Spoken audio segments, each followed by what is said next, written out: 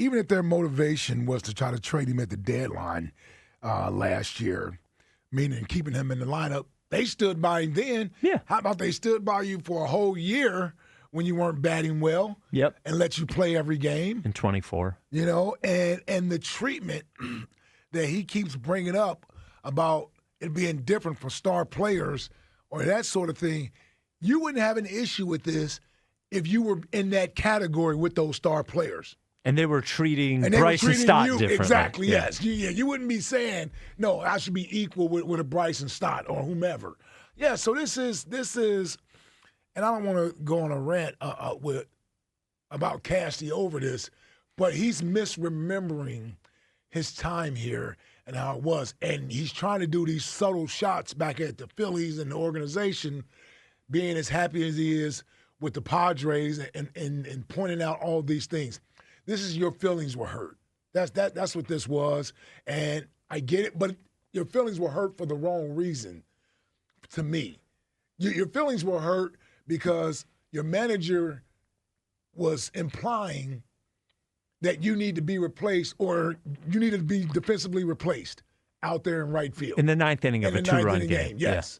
Yeah. And you took offense to that. Well, and also, I think the biggest point on this is I think that moment was the straw that broke the camel's back for Casty. It wasn't like that was the first thing. Right. My sense is that they had grown tired of it over and over and over again. Not that, and then that moment, if he had been a model employee and he lost his temper one day, I think everything would have been forgiven and they would have stood by him in a different way. Yeah. It was they were already, Jack, I'm right in this one, right? They were already irritated with him, and that moment just seemed like it was the one that put it over the edge. I think that's fair.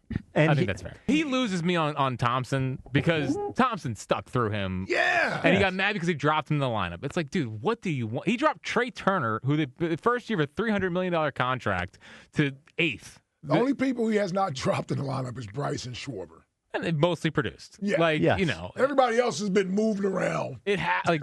Stott is batting ninth, batting first. Yeah. Like, it's just who's producing, who's not. He, I think, was struggling, grasping that he was not as good as he used to be. And I think he took that out of Rob Thompson.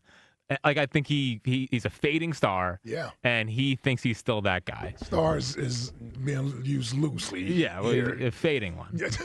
But yeah. Even a fading star. Was he ever a star? I think he's a very good player. I don't think he's a star.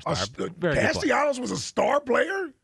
Top 60 player? Well, yeah, 40 to 60, yeah. Yeah. I think that's fair.